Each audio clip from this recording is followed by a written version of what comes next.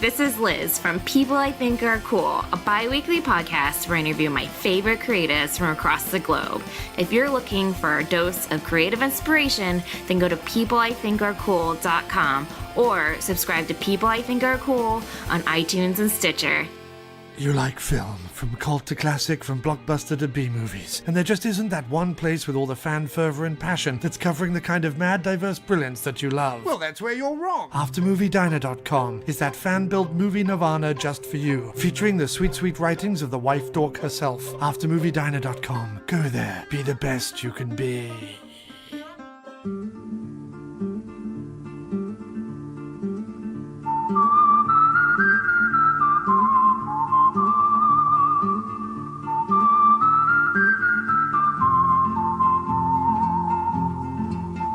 Listening to the In the Mouth of Dorkness podcast, the official podcast of the Alamo Drafthouse, Winchester. Welcome, everybody, to the It Modcast podcast, Fistful Fridays.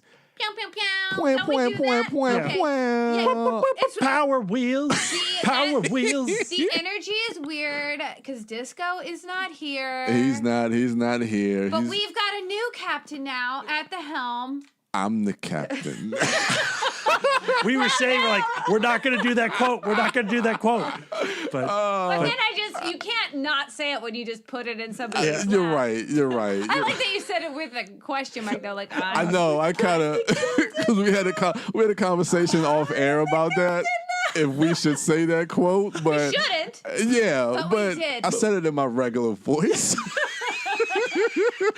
Look, Brad was the bad guy. Brad had a lot of versions of that he tested out before recording it, and I apologize. But look, Captain Marvel, it just launched. We all saw it last night. It was amazing. Oh my God. Dude, Goose stole the show. Yes, man. Oh my God. And Sam Jackson in that one scene with Ben Mendelsohn. Whoa. Oh my God. Whoa. Man. I'm a different person. Yeah, so good. It's crazy. It's crazy. It changed me.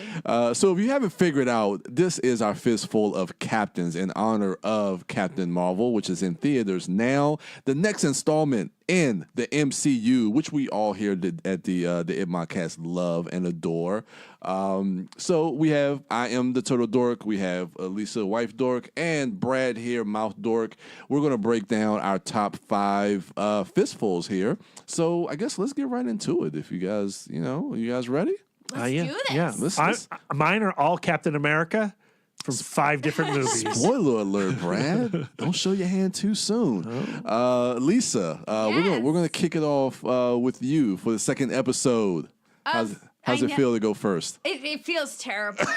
I do not envy you. I do not like being in the hot seat. It's toasty. But I don't know how to transition into talking about my number 5. No, you're number 5, yeah. Is, of course, Captain Malcolm Reynolds from Firefly. Of course. Yeah. It's a good one. Everybody knows I'm a big Joss Whedon fan. Mm-hmm. I love me some Buffy, and I love me some Firefly. Yeah. Firefly was like my go-to show every time a boy broke my heart. I would rewatch Firefly. Is that why we haven't watched it in a long time? Yeah, because we're together forever. So I just had to find another reason to watch it. So if I come home and Lisa's watching Firefly, time to pack the bags. Uh-oh, Brad. But what is better to soothe the heart than Captain Tight Pants himself? Oh, okay. Portrayed by Nathan Fillion. He's awesome. He's super awesome. He's great. He's the perfect mix of funny. He's a little bit of a bad boy. Yeah.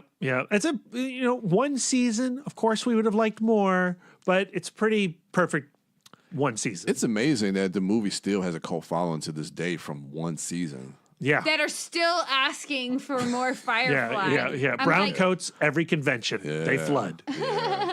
Crazy. All right. So that's But now Castle is over, right? Is Castle's over, and now he's the rookie. That's right. He has a new show, another network show. Yeah. Not interested. I have not been interested in Nathan Fillion since Firefly. Yeah. I hate to say it. But it's funny though, because I think Castle is a show that is really geared towards more like an older crowd. Because my mother loves that show. Yeah, my mom loves it too. Somebody loves that show because it was on for a long Yeah. time. 100 years. Yeah. Really long time. And I never even thought to look at it one time. Yeah, only NCIS and Law and Order will outlive it. Yeah, you're right. You're right. Great pick, Lisa. Well, thank you. So number 5, Brad, what do you have? So number 5, I have to dedicate to Darren, who is not here. He's been hearing me moan about the fact that I cannot afford the Batman the Animated Series Blu-ray set because it's so freaking expensive, and I've been frothing at the mouth to get it. And earlier this week, he sent me a link. I'm going to plug Walmart. Boy, those guys doing a lot of good out there. He sent me a Walmart link for the entire animated series, which is like 100+ episodes for $60.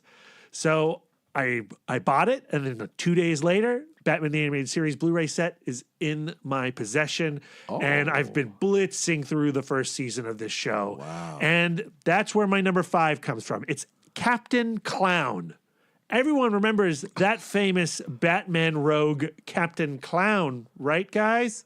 Tell us about it. Yeah. Captain Clown is in the episode The Last Laugh, a Joker episode. Okay. It takes place on April Fool's Day, and the Joker has this barge that as it goes down the Gotham River and expels this toxin, this gas, everyone has that Joker freak out, that laugh, where the rictus grin, it's poisoning the people. It's kind of similar to Batman Begins. Correct. Okay. Yeah. Okay. And Batman, he's got to go take out this barge. Yeah. So he flies his Batwing over, drops down, boom, ready to do battle with the Joker and the goons. But who's piloting that barge?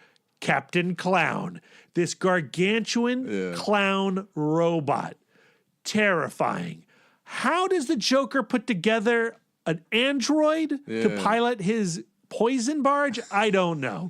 I don't know the mechanics or the economics of the Clown Prince of Crime, but he's got skills. In fact, I forgot in the first episode that the Joker appears in, he escapes Arkham by flying a rocket-powered Christmas tree. Like, how does the Joker get a rocket-powered Christmas tree into Arkham Asylum? Yeah. So it's pretty out there, that first season of Batman the Animated Series. But Captain Clown, absolutely terrifying. There's a moment when Batman is battling him on the barge and he pulls his face off, and there's this extreme close-up of Captain Clown's robot face. Okay. And it's got a different painterly quality to it. It doesn't look like the rest of the cell animation, and it strikes terror in this 39-year-old viewer. Oh, wow. And I can't imagine how I felt about it when I was a child. Yeah, I can imagine. Yeah, With so an animated show to be able to bring that. It's a really cool design. It's very Max Fleischer influenced, obviously. But the robot itself looks like those robots in the Fleischer cartoons that fly down to battle Superman. That sort of look like the robots in Sky Captain and the World of Tomorrow. Yeah. But yeah, Captain Clown, number 5, total nightmare. Oh, great Again, pick. how does the Joker afford it? I don't know.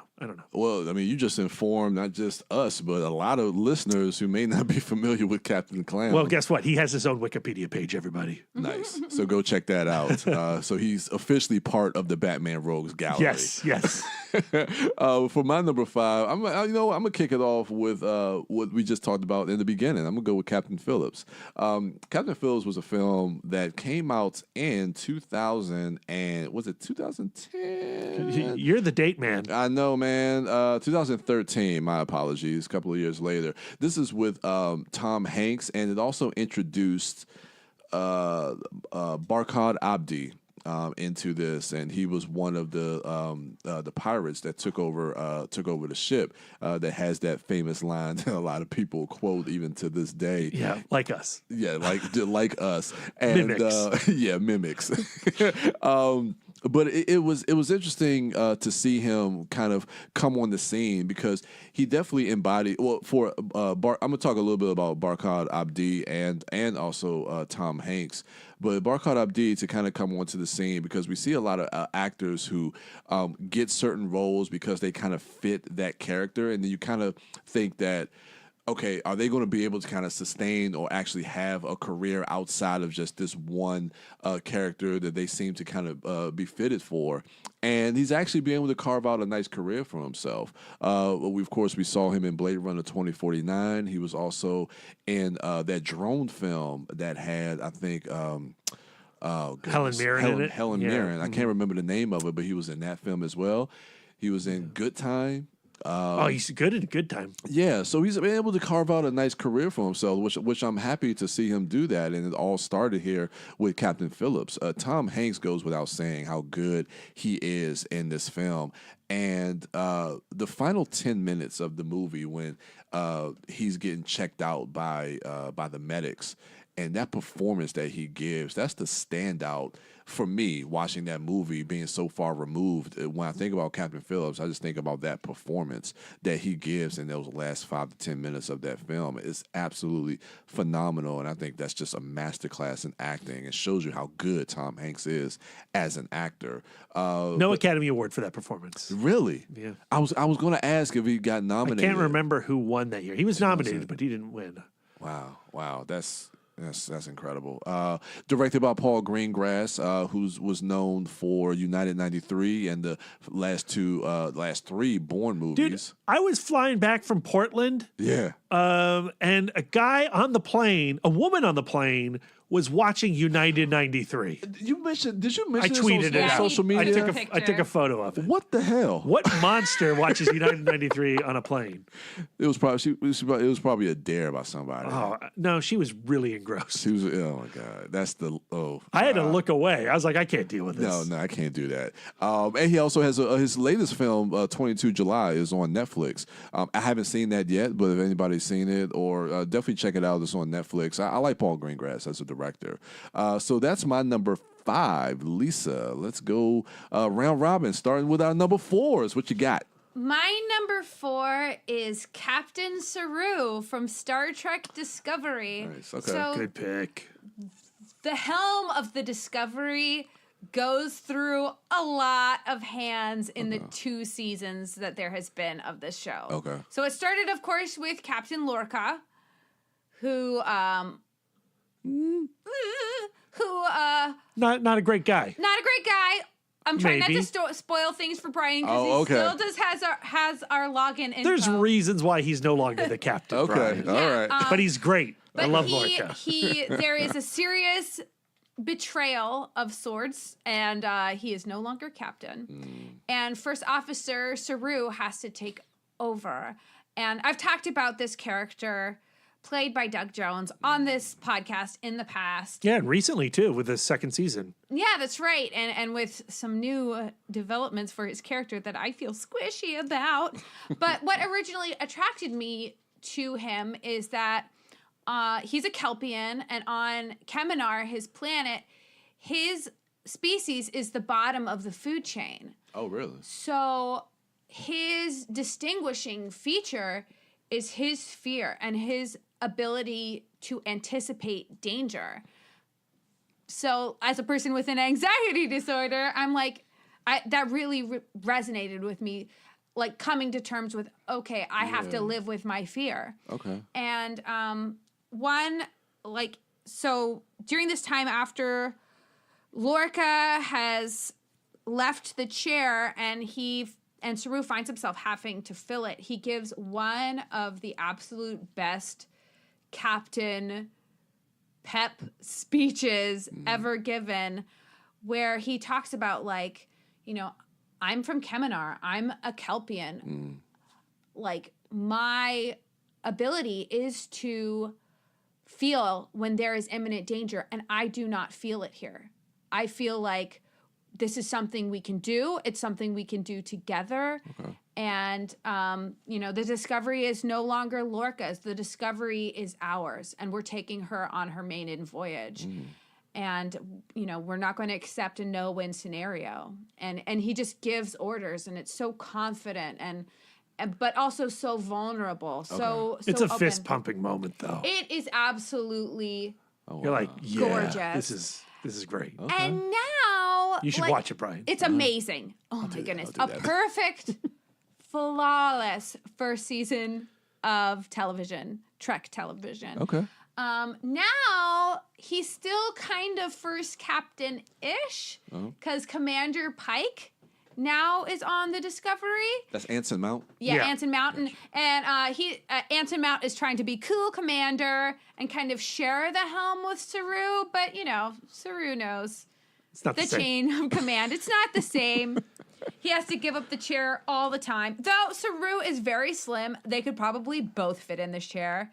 They sat really close to each other. But that's why Saru, beloved character, played by the ineffable Doug Jones. Doug Jones, he's awesome. He's the best. At this point, how many episodes are you into season 2 now? 4 or 5 episodes in. Mm-hmm. Okay, Yeah. so we're that far along. Yeah. Okay. I'm feeling. The last time I talked about it, I was a little down on it. I think it was after the premiere.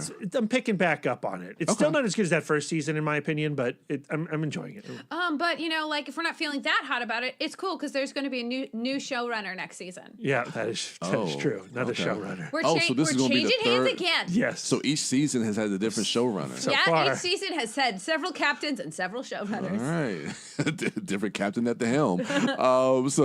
Thanks, Lisa, for your number 4. Brad, your number 4. I'm keeping it creepy with my captains right now. I'm picking Captain Spaulding, a.k.a. Cutter, as played by Sid Haig in The House of a Thousand Corpses and The Devil's Rejects, one of Lisa's favorite movies. She loved watching The Devil's Rejects. I hated that movie. That movie was garbage. It was so, up its own butt, but in a way that is like, ew, isn't it yucky up here? Tell us how you really feel, Lisa. That's Brian, I just said it. Were you not listening? Yeah.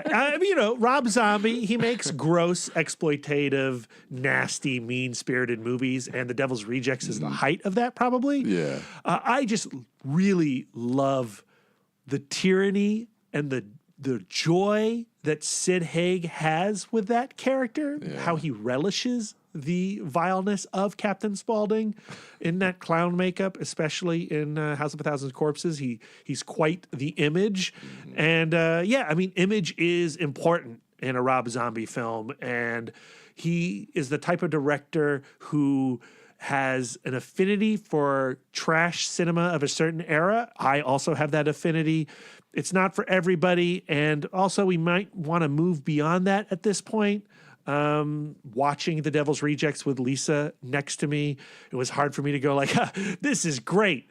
I love this. Well, let's just wait until this rape scene's over, okay? Ooh. It gets really better, Lisa. Don't worry. No, okay. Well, no, after this rape scene, Lisa, you're going to really enjoy Devil's Rejects. Actually, should we just go home? Yeah. Should Brad just watch his garbage filth movie in private? We ordered cookies, and then we had to just let someone else eat them because I could not eat cookies and watch The Devil's Rejects. Yeah. Blech. But I still like it. I like that trash cinema. I like to go to that place. I like that flavor. It tastes like poop. Just stop talking, Brad. I like it. Captain Spaulding, he's scary. Sid Haig's the man. I love him. The end. There you go. All right. Save me, Brian. All right. So my number 4, thanks to the little tidbit that Brad had about captains in the police force. And I'm going to go a little bit off script here. The IMDb says he's not a captain, but when you mentioned that, Brad, this was the first one that came to mind. For me, this is Beverly Hills Cop, Inspector Todd, played by Gilbert R. Hill. So good. He's really good. I allow this pick. Thank you, Brad. I haven't seen the original Beverly Hills Cop or the second one in quite a while, so my memory's a little foggy. But I do remember just him being this foil for Axl Rose, played brilliantly by Eddie Murphy, and their banter back and forth and the way he would just talk to him. Oh man, I love all of those scenes. Yeah, just so great. Oh man, that second one in particular, the way he chews out Axel, that is the best angry cop performance. Angry chief, angry inspector, angry captain. Yeah, and actually, thanks that you said that, Brad, because you think about a lot of the times that's been kind of harpooned and spoofed lately. I think a lot of that comes from this. Oh, sure. When you see like in what's the spoof film, Loaded Weapon 1? Yeah, 21 Jump Street, 21 Last and 20 Action Hero. Yeah, all of that I think is kind of being derivative from this. And none of those mockeries of Inspector Todd are as funny as Inspector Todd. I know, you're absolutely right. But I absolutely love that, love his performance and love those movies, particularly the second. I'm a fan of the second one. I like the second one too. You know, Tony Scott, you know, rest in peace. I'm a huge fan of him and his filmography. So yeah, I love Beverly Hills Cop 2. And like you said, the first one's my favorite, but 2 is great. Yeah, and 3 we won't talk about. I still watch it. So that's my number 4. Lisa, what is your number 3? Captain Caveman. Do you remember the show? I can't do the voice. It's Mel Blanc. Did you watch this in the 80s? You were so into doing it, and then I heard it coming out of me, and I was like, well, that's not right. Captain Caveman. There you go. I'm not familiar. I'm not familiar. Hanna-Barbera cartoons. Yeah. I'm familiar with Hanna-Barbera, but there's an action figure right over there. See the squid from Men in Black? Yeah. Behind the squid, that's Captain Caveman. That's hilarious that we actually have that. Yeah, of course, Just because sitting Captain right Caveman's the greatest. Yeah. So. Does it look familiar, Brian? a little bit. So his thing was, I'll use this as I'm going to create some visuals for Brian right now. I'm going to Instagram this for our listeners. You can head to our Instagram. You'll see it there. So Captain Caveman, he has the power of flight. But every once in a while, his powers, and then he falls, and then he says "Unga Bunga." I can't really remember it that well. Yeah, I remember it like in the context of the Saturday morning cartoons. Okay. And apparently, it was like one of the like little sub cartoons of the Flintstone Kids. So, like, within the context of that show, they would just show, like, little Captain Caveman shorts. Okay. This is all very hazy for me. So this, I'm at the Instagram page, the Wikipedia page. I do some really light research on Instagram. You wouldn't, okay. And I've already lost. It's okay. So originally he was part of a crime fighting team called Captain Caveman and the Teen Angels, which was the late 70s to the early 80s. And they would apparently he would help solve crimes. But then I wasn't introduced to him until 1986 to 1988, he was part of the Flintstone Kids. And all I remember is that he was one of the I could take or leave Captain Caveman just because, like, I thought he was funny and saying Unga Bunga and falling down is funny, but he also yelled a lot. And I was very sensitive to characters yelling. So Captain Caveman is my number 3. Captain Caveman. Like, I don't have that kind of. I think I do, and then I try it, and I'm like, no. No, you sound good. I was okay? Yeah, you sound great. Okay. Like, to me, I'm trying to put a little gravel. You can hear it on YouTube. Go to YouTube and see it. I was going to look it up on YouTube. Yep. Okay, that's cool. That's cool. All right, so that's your number 3. Yeah, that, I mean, that judgmental tone that I just heard, Brian, that was correct. Why is it my number 3? Oh, no. I'm sorry. I didn't mean not Lisa's defense. No, not my best work. I really thought my bit about Saru was really strong, and then I followed up with Captain Caveman. I agree. I mean, you should have moved Saru way up. That was not my best work. Yeah. I liked it. I learned something new today. You know what? Good. I'm glad. There you go. So Brad, what is your number 3? For number 3, I'm going to a short film. Okay. A series of short films. Captain Caveman? No. Oh. It's in 2011, one of my favorite Avengers, Don Cheadle, played Captain Planet in the short film Don Cheadle is Captain Planet. And then he did a series of Captain Planet shorts, and they are all amazing. They are great. You should watch them. They are great. Don Cheadle is Captain Planet, the Captain Planet from the old cartoon series. Life has moved on for him, and you know his followers they're older, they're wiser, and Captain Planet he just really wants the world to be a better place without humans. And there needs to be more trees on this planet. Yeah. So Captain Planet uses his powers to zap humans and transforms them into trees. Trees! It's so dumb, but it is so brilliant. Yeah. And I watch these on a regular basis. And when we talked about doing a Fistful of Captains, this was the first one that popped into my head. Above Captain America, I thought Don Cheadle is Captain Planet. Yeah, what was, those were on... College Humor, I think, right? Okay. Yeah. I don't know why, for some reason, I thought it was like a skit on Dave Chappelle, because it felt like it has a Dave Chappelle-like quality. Yeah. And, you know, half the joy is, why is Don Cheadle doing this? But no one else could do it better. Yeah, it was awesome. So my number, that is the guy. Okay, I want to make sure I had it right. So we know that if you're a captain of a ship, that sometimes the captain may have to go down with the ship. Oh. And the one captain that went down with the ship was a massive ship that hit an iceberg early in the 20th century, Titanic. Okay. What's that captain's name? Captain Smith. Oh, really? Really generic name. Isn't it the guy from Lord of the Rings? His name is Bernard Hill. Yeah, from Return of the King, and he's the guy who leads the horsemen. Yeah. Return of the King. Oh, I didn't realize that. Yeah. So Titanic, which was a massive film in 1997 by James Cameron, and all I can remember is that iconic shot of him in the the cabin. In the cabin. The pilot house, I guess. Yeah, and then the front end of the Titanic is going down, and the water is coming over, and the glass is about to crack and break, and he's sitting there, and when that glass breaks, and that shot of all the water rushing in with him standing there, such an iconic shot, and it's not really funny, but it's kind of funny because he wanted to go down with the ship, but you can think like in that moment he was thinking, "Shit, was this the right decision?" I should have Billy Zane this. But yeah, I don't know. He was one that kind of stood out to me.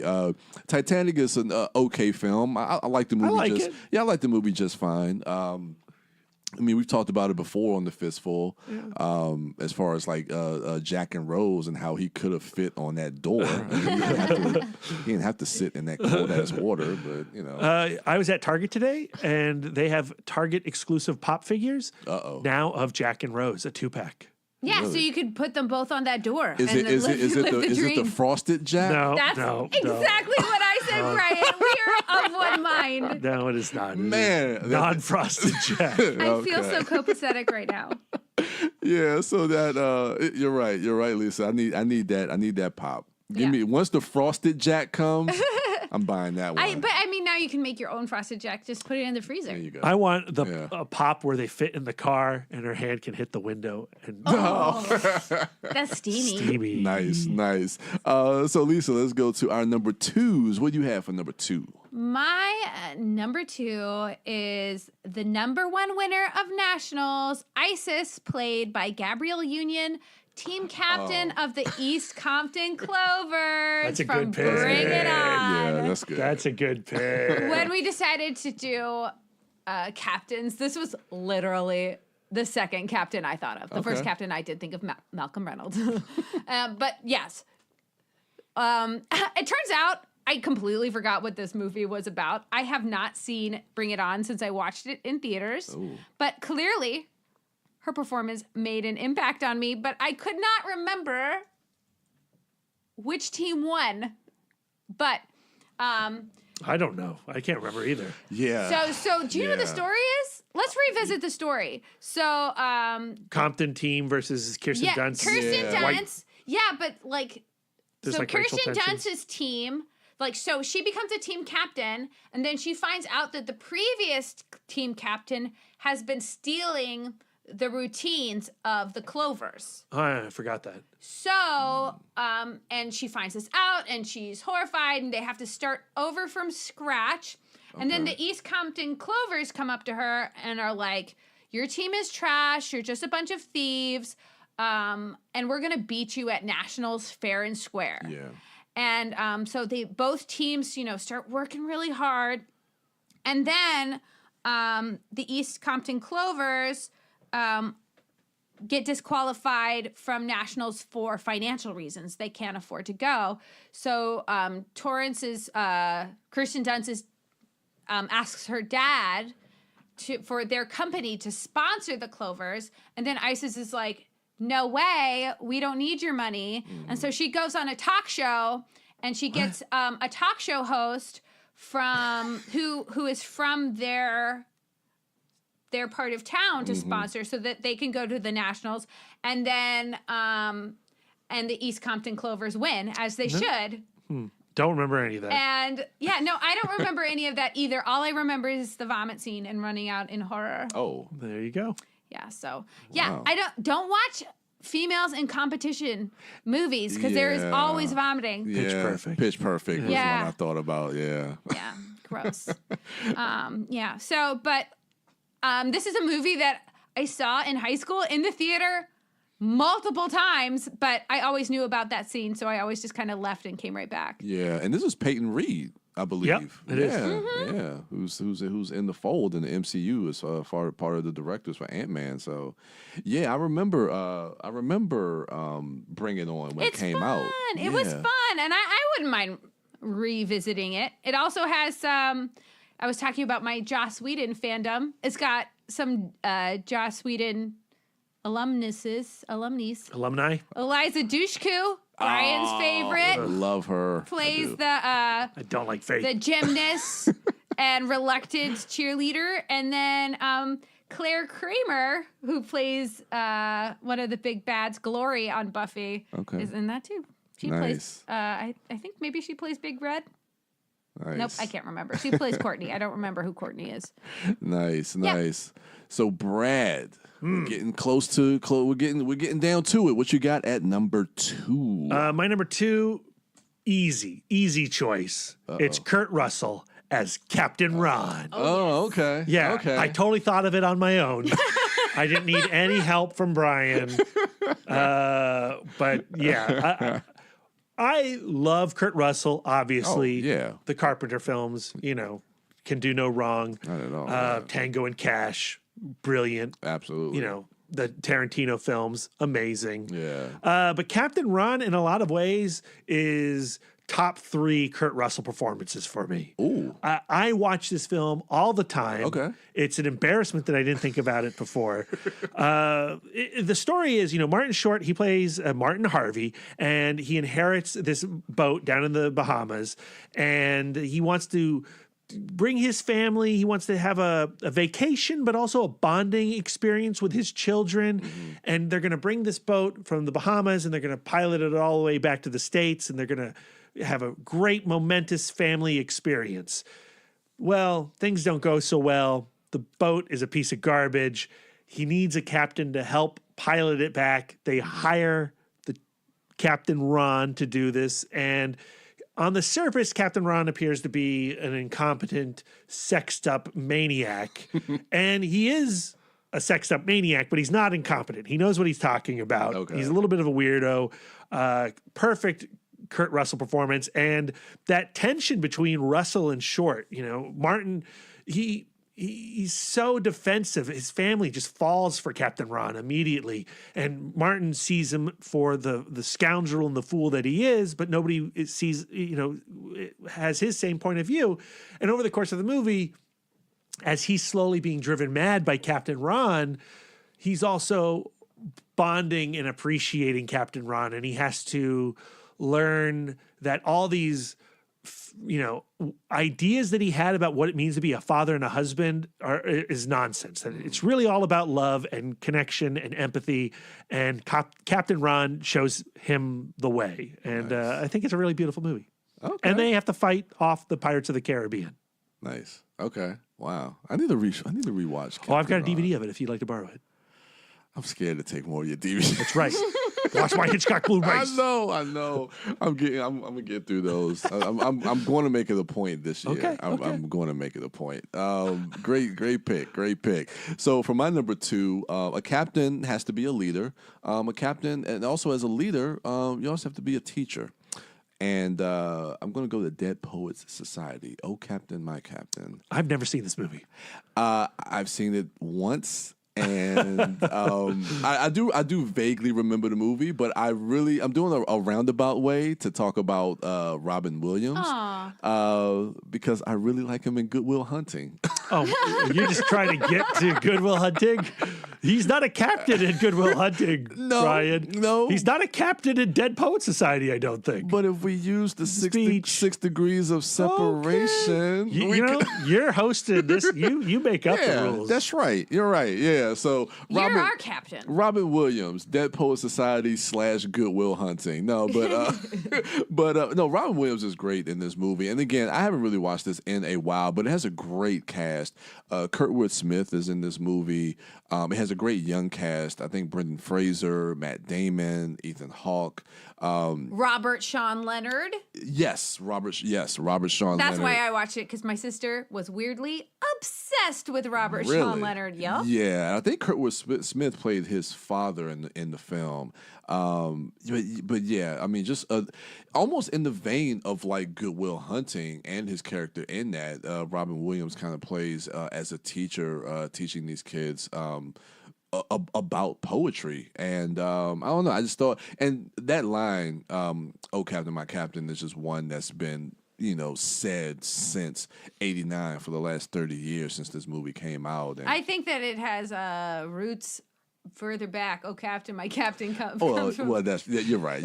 I'm sorry, but you're right. But I know a lot of times people refer to this movie whenever they think of this movie, they go to that. Okay, and, that's true. It's an iconic moment. It's an iconic moment. But thank you, Lisa. You're welcome. Thank you. Keep Brian honest. Yes. But yeah, this movie is highly revered, especially in the filmography of the late Robin Williams. Check him out in Good Will Hunting as well. It's really good. He's really good in that movie. Famous Itmod homework episode. Brian assigned it to me. Yeah, I enjoyed it. How did you like them apples? I like them apples. It's one of my favorite movies of all time. I love it. So that's my number 2, Lisa. Yes. We are at that moment. Your number 1 captain. My number 1 captain is Captain Hook in Hook. Yeah. Not Pan, the Hugh Jackman variety? Nope. Dustin Hoffman all the way. Actually, Garrett Hedlund was Hook in Pan. Nobody cares about Pan, Hugh Brad. Jackman was somebody else. I like Garrett Hedlund. Garrett Hedlund, so do I. Yeah. Sorry, I do Lisa. too. What? I think like I said, Dustin Hoffman is the definitive Captain Hook to me. He's No. Yes. No. He's terrifying. He's funny. Paired with Bob Hoskins as Mr. Smee. Borderline suicidal. That's how I like my villains. My favorite Captain Hook is Jason Isaac in Peter Pan from, I think, 2011. Foolish. I remember this is the one movie that I think everybody didn't like, that Except for Lisa. Except for I Lisa. So loved she it. defends this movie so Loved it. much. 1991. Hook is The same way I do King Saw it in Arthur. the theater. Yeah. So yeah. this is Lisa's King Arthur for me. So This is a childhood favorite. Like, literally, we got it from Blockbuster so many times. yeah, So many times. that's cool though. That's good. Yeah, and I think I don't know. We rewatched it at the Alamo. They I did a enjoyed feast. it. Was I fun. enjoyed it. It was a dinner and a movie feast situation. I Yeah. remember you guys talking about That that. was fun. That was Yeah. fun. And then he does the thing, and he's talking about the ticking clock, and he's doing the thing with the hook, Yeah, and it's tick. I don't like this movie. does- I recently just He rewatched has it. the boy smash the clocks. It's not good. It's so good. You are so wrong. You're just being stubborn at this I could point. just watch the two of you go back and forth on this. Oh man, that's great. Anything else? Your number 1 pick? You want to say about it before we move on? I just want to say that I want to give myself a high five for the amazing choices I've made. I think if anybody was going to win the There you Fistful go. of Captains, it would have been me. There you go. You get the crown. Yes, I'm the captain of the captains. There you go. Brad, let's get to you. Dare I say it? No, I won't. I'm the captain now. What is your number 1 captain? My number 1 captain, of course, is Captain Kirk, but I'm not going to talk about it in the normal way. I want think about it as Captain George Kirk from 2009 Star Trek. Okay. That film opens up with the destruction of the USS Kelvin. They encounter an anomaly in space, and that anomaly is time ripping open and a Romulan ship from the future coming back, overpowering the Kelvin, destroying it. And George Kirk has to man the captain's chair. His captain has gone over there to do negotiations, and of course Nero, played by Eric Bana, kills his captain. And it's up to George Kirk to keep the ship afloat while everyone escapes, including his wife, who is in the middle of giving birth to their son, Jim. And yeah, it's an incredibly powerful moment. It's a scene that always brings me to tears. You know, the images matched with the emotion, matched with Michael Giacchino's score. Niagara Falls every time. I am bawling by the time George Kirk drives the Kelvin into the Romulan vessel.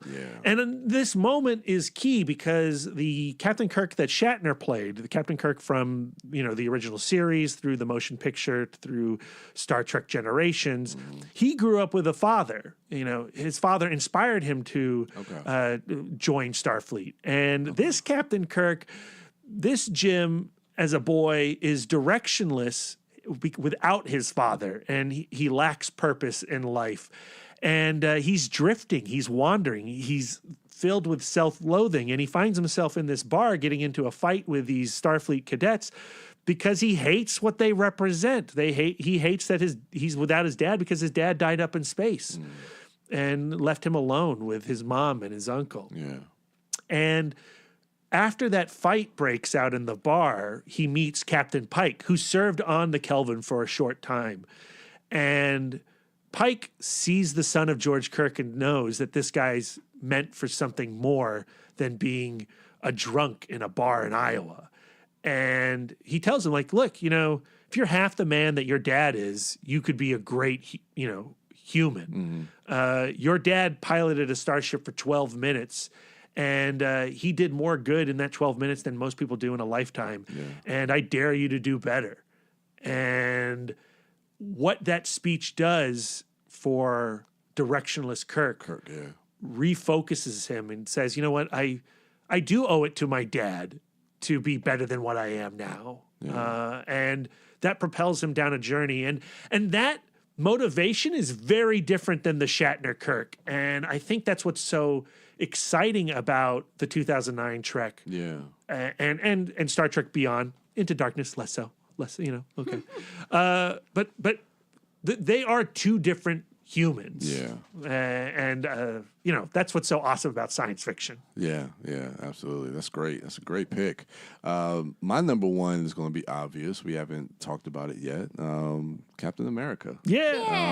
So since someone's brought it up, I'm just going to talk about the character overall, just throughout the course of the MCU. As we are talking about this in honor of Captain Marvel and the MCU, let's talk about Captain America. Captain America, I talked about it off air that I really enjoy the first Avenger, especially like last year we did our week-to-week rewatch going up to Infinity War. When I got to the first Avenger, rewatching that, it's like, man, this is such a strong entry and introduction for this character cinematically.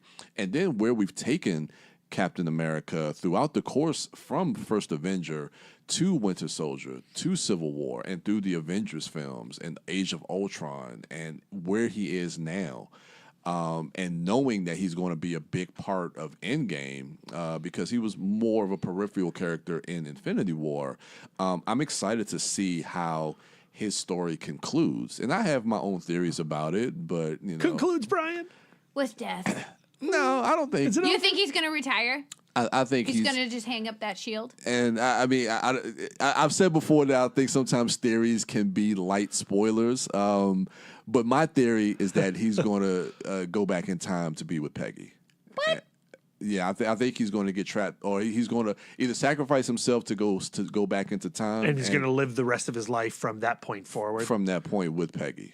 And I think that's how I think that would be a fitting end. That would be a lovely end. Yeah, I think that would be a great end for his character, with the possibility of him coming back at some point if he decides to. But I think That's that never also gonna happen. We don't know. We don't know. Cobra Kai's on the air, guys. You know. Ralph Macchio's back. Anybody can be Mac. You're right. But again, I think that will bring his character full circle when we look at these 22 films in the MCU, starting from the first Avenger. And then what Chris Evans brings to this character, when we talk about his casting and all the other people at that time that they were looking at considering for the character of Captain America, he brings so much to that role that I never could have thought of. I'm not even being a comic reader. I mean, you would probably know more so.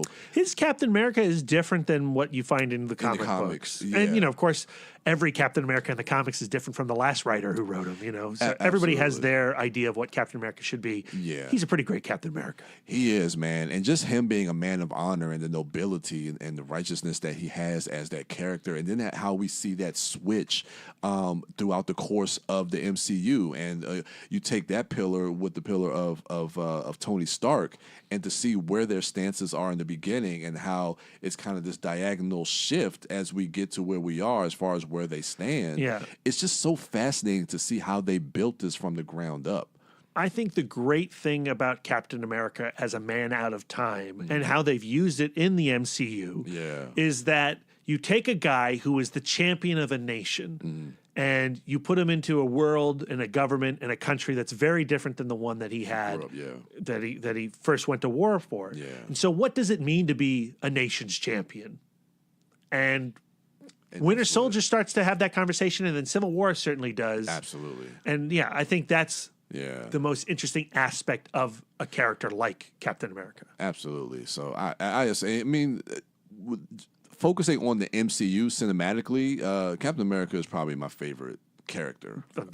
Agreed. Yeah, I mean, him and Black Panther are probably two of my favorite MCU characters. And the relationship between T'Challa and Steve, right? And how it's evolved from Civil War through Infinity War, right? War, yeah. They're on opposite sides.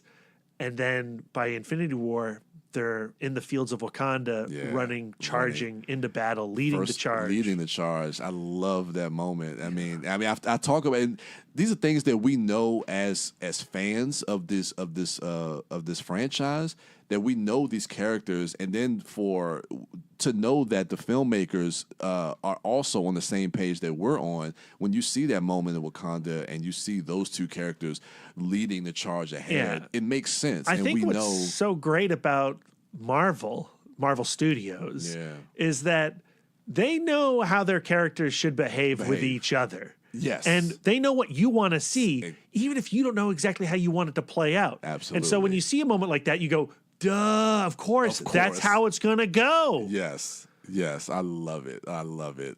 So, that's my number one. Endgame is around the corner. And now he's the second most popular captain of the Marvel MCU. I know. Now we have Captain Marvel. I'm excited to see how or if Captain Marvel and Captain America interact. I hope they do like that. Captain. They are very different. In the comic books, they're very different individuals. Yeah. But they sort of have that same military mindset because Carol comes from, the United States Air Force. Yes. So, I don't know. It could be interesting. It also could not happen at all based on what happens with the Steve Rogers character. I don't know. Yeah. So the people we really want to know, we want to see Tony and Steve reunite in some way. And I'm hoping that we get that. But so those are our top 5 picks, our Fistful of Captains for this edition of Fistful Friday. Friday. It's always so exciting when there's a new MCU entry. It is. It's like, you're adding like another chapter into this gigantic saga that you can just I love it. Sucker for it. It's absolutely great. I guess before we sign off, let's talk a little bit about let's promote our podcast. I know you guys yes. Comic Book Couples Counseling Podcast. Did I say it correctly? You did. That is correct. You did. Yes. So where can the good folks find you guys and your podcast? You can find us on Twitter and Instagram at CBCC Podcast. You can head on over to Podbean, CBCpodcast.com. iTunes, Spotify. We're on all those good places. All right. We just wrapped up our Bruce Wayne and Selena Kyle series. Okay. As of this recording, we dropped the 4th episode that focuses on their famous wedding that may or may not have happened last year. And we contextualize their on again, off again romance with the book He's Just Not That Into You by Greg Behrendt and Liz Ticilio. That was so popular in the early aughts. I love that. I love that movie. Yeah, Who doesn't? Justin Long is the best. I love that movie. Lisa and I have been enjoying that quite a bit, Brian. It's been a lot of fun putting those together. Nice. Thank you for promoting us. Yeah. How about you, yeah. Brian? What have you been working on? With Darren, perhaps. Well, me and Darren are working on our Game of Thrones recaps that is going to be on the YouTube channel. And stay tuned a little bit later this year. We're trying to put something together as far as the podcast. We're trying to expand this ItMod network. Yeah. Talking about the ItMod universe. I know. So also check out Bill and Claire's excellent adventures. I always want to say Bill and Claire's cinematic I'm adventures. Team Claire. Who are you? I'm Team Claire, totally, all the time. Yeah, Team Claire. She's got the hot takes. Yeah. She's got the fresh perspective that us, Their that what we've latest been looking for. episode on Blade, I just listened to it. Dude, it's an interesting conversation. I don't think I hit. That's the latest one. I haven't heard that one yet, so I'll make sure to. It's worth watching. It's worth a listen. Yeah. You can try to watch it, but you're gonna have to look really hard because it is audio only. That's right, Lisa. Yeah. So Thanks for pointing it out. follow them on Twitter. That's Bill and Claire's Excellent Adventures, and follow their podcast as well on Apple Podcasts, Podbean, and anywhere podcasts are found. Chatcast, we have that as well. Yes. And interviews that have dropped. So just this past Wednesday, we had a conversation with Dan Gilroy, the director of Velvet Buzzsaw and Nightcrawler. Okay. And on that episode, we have tiny little red carpet interviews with Rene Russo and Billy Morganson from the film. And actually, I tagged at the end of that episode, since we're talking Netflix, we had 2 tiny conversations with Chiwetel Ejiofor, about 6 minutes with him, and William Kamkwamba about The Boy Who Harnessed the Wind. So it's kind of like our final Netflix episode, but the centerpiece is Dan Gilroy. Okay. And then coming up this Wednesday, we have a conversation that Billy and I had at the Alamo Drafthouse Winchester with Robert D. Krzyzkowski, the director of The Man Who Killed Hitler and then The Bigfoot. And this is a much more in-depth conversation. Okay. I mean, this dude's a movie dude. He loves films. Nice. Tune in, learn how Mr. Rogers influenced this movie, learn how the adventures of Robin Hood and Errol Flynn influenced this movie. It's a great conversation. Nice. And that's going to be on the ItMod Chatcast feed. It's a separate feed, so you have to subscribe there and give us 5 stars there too. Yeah, Yes. We're really new over there, so we need those reviews. There's only 2 reviews up on iTunes as of this speaking. I'm one of them. Oh, man. So, Brian, you could also contribute a review. Yeah. Lisa, you could contribute a review. So we're going to get on that. And you guys, if you love our main show, get on the ItMod Chatcast and go ahead and send those 5-star reviews. We need those. Also, we have coming up March 17th. Yes. Still awesome. Scott Pilgrim versus the World. It's a broken record. We said how much we love this film. Tickets are available now. And they're selling.